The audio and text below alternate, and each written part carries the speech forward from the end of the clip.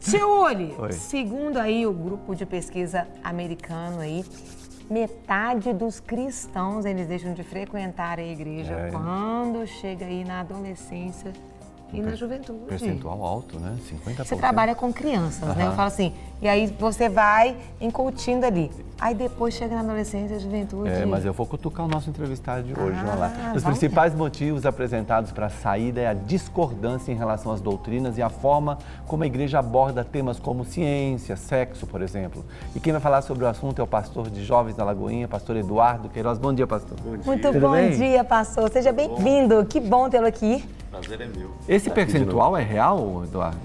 Mais de 50% dos jovens? Eu arrisco dizer que ainda é mais. Mais ainda? Uau! Porque o que acontece hoje é que o jovem, ele tem uma referência lá fora da igreja, né? Não sei se vocês já tiveram oportunidade de trabalhar com jovens, mas o jovem, ele vem hoje de um contexto que ele tem acesso à informação que antigamente a gente não tinha, né? Violenta, rápida. Então a informação, ela entra de uma velocidade tão grande que eles não conseguem fazer essa separação entre a lentidão do processo, que é a conversão e a transformação da vida, né? Porque, infelizmente, quando você chega na igreja, tem um processo de transformação. Claro. E, às vezes tem coisas que precisam ser tratadas nesse processo e muitas vezes o jovem, acostumado com a tecnologia, tudo muito rápido, imediatez, né? não tem paciência, né? Ou então tem acesso à informação do jeito que ele quer e procura nas redes sociais, na internet, tudo, informações que vão querer suprir essa carência, essa urgência deles, né? Então eles vão por um caminho perigoso, que é a informação sem acompanhamento. Mas você acha que a igreja realmente ainda tem muito tabu ou está muito atrasada em relação a muitos assuntos? Eu te falo porque eu acompanho jovens e o que eles falam pra gente é o seguinte: a primeira coisa que a gente escuta quando entra na igreja é não. Não pode, não pode, não pode? O não. Então, a forma como é apresentado o evangelho é a forma errada para o jovem. Verdade. Porque o jovem quer experimentar tudo. Então, você chega para o jovem e fala não, aí o cara fala, é aí que eu vou. Não um não é que é legal. O não instiga. Não instiga. Dá curiosidade. E depois de muito tempo de cristão, a gente entende que quem transforma é o Espírito Santo. É o Espírito né? Santo. Não são as regras, Justamente. não são os formatos. E é o sim para Deus que aproxima a gente das experiências com ele. Então, quando você fala não, já coloca o jovem assim, peraí, eu não vou nesse culto aqui não, porque ele não pode fazer nada, não pode fazer isso, não pode ter festa, não pode ter nada. Então, coloca um monte de regra antes de apresentar a beleza do evangelho. Então, é difícil para o jovem, né? Então, ele tem um leque de opções lá fora, que é apresentado para ele, e aí fica mais fácil para ele escolher nessa fase de experimentar tudo. Vou experimentar lá primeiro, quem sabe um dia eu volto. A cabeça deles está mais ou menos. Quando vocês acabam trabalhando, as pessoas vêm para o Senhor, e aí você vai conhecendo um pouquinho da história daquele que afastou, né? Mas normalmente quem afasta, eu acredito que está morrendo de vontade de voltar. Mas tem algumas coisas que vão distanciando. O que vocês acabam escutando mais? Foi o período de namoro? Foi o período onde ele queria... Ele não tinha ninguém para falar sobre sexo, alguém para falar sobre masturbação? O que você observa? A igreja não aborda esses temas, né? Assim, de uma forma explícita, como eles escutam lá fora. Então, a igreja hoje tem que quebrar. Eu falo que a gente cuida de jovens e tem um culto específico para relacionamento. Então, nesse culto, a gente bate forte nessas áreas que os jovens são confrontados lá fora, no dia a dia, na vida cotidiana. Então, a dificuldade maior para o jovem é chegar numa igreja e, em vez de falar um monte de teologia, de doutrina, esclarecer as dúvidas que eles têm. Entendi. É falar, eu estou masturbando, o que eu faço? E não tem ninguém hoje... E o outro ouvir, né, e não ficar com as bochechas vermelhas, não, falou essa palavra. É porque o tempo da igreja hoje, ela vamos falar de um jeito mais... até para a gente pensar na nossa realidade de igreja. A igreja hoje preocupa muito em púlpito e não preocupa muito em aconselhamento e acompanhamento. O discipulado. O discipulado. Isso então, complicado.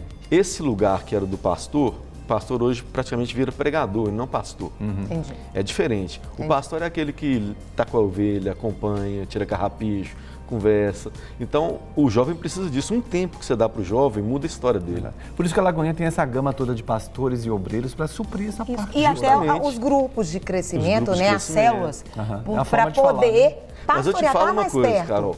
Muitos jovens que são líderes de célula, eles não têm a oportunidade de ter as dúvidas sanadas. É muito complicado. É interessante isso, eu falo porque eu trabalho com mulheres, aí eu tenho as minhas discípulos. Aí eu tenho as ovelhas, elas chegam, que você está namorando, esse namoro você tá tendo sexo? Normal. Assim, chegando na porta da igreja, como se eu tivesse... Aí ela... Não pode, não. Eu quero saber, porque se tiver, nós já vamos ter que sentar e conversar. É aquela coisa e da pessoa poder ter a liberdade de chegar e falar assim, não, pastora, tá. Não, pastora, tá errado. Essa liberdade que o Espírito Santo nos dá de falar de todos os assuntos. Falar, eu brinco com isso, faço aqui. Rapaz, se você olha pra menina e te deu tesão, essa menina não é de Deus. Que às vezes ela tá tão exposta... Porque se ela tivesse refletindo no Espírito Santo, você ia ficar admirado com ela. E aí eu vou trabalhando com as meninas, com os meninos, e falando, você acha que você está cheio do Espírito Santo, querida?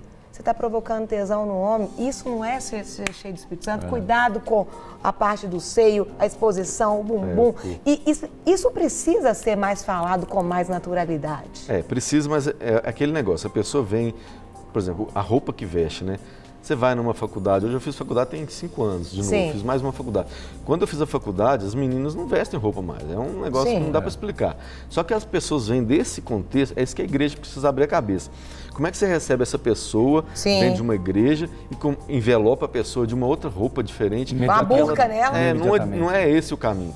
O caminho é mostrar para ela que o que ela fazia antes já não faz mais sentido, porque não é mais ela que vive. Mas é o Espírito Santo que vive. E o que levava ela a fazer aquilo? Pois é, e aí é esse esclarecimento que não existe. É uma carência. Como que você explica para ela que aquilo lá era errado se ela viveu aquilo a vida inteira?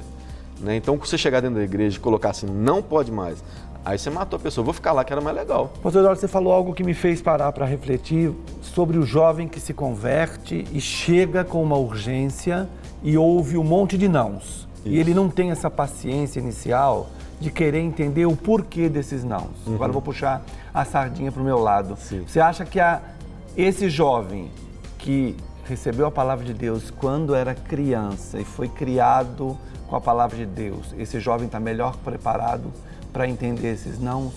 Ele está melhor preparado? Sim. Eu acho que ele tem a essência dentro dele, ele ouviu a palavra e eu creio que a palavra não volta nunca vazia.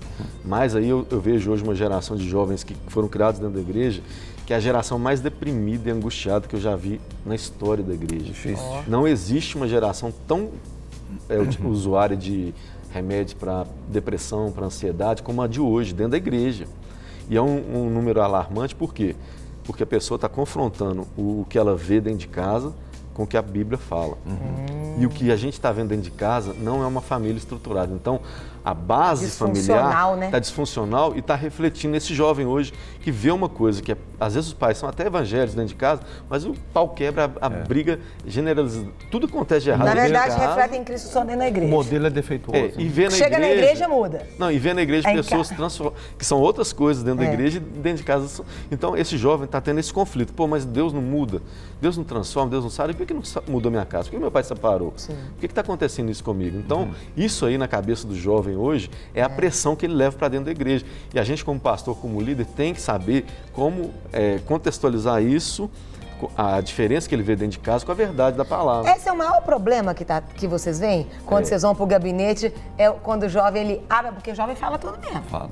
A gente teve um dia... Criança fala. Tinha uma família que o rapaz entrando para o mundo das drogas, ainda não conhece a Cristo, e aí foram com os pais, que ainda também não conhecem a Cristo. Quando chegou lá, os pais...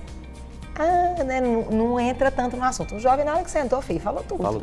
E falou tudo dos problemas dos pais todos. E criança é mais... Que é o que, na verdade, o conduz às drogas. Pá batendo na mãe, bebida, confusão, E o jovem, ele fala, hoje, quando vocês sentam no gabinete, um dos maiores problemas do jovem está vinculado à má conduta, então, a falta de referência da família. Modelo familiar.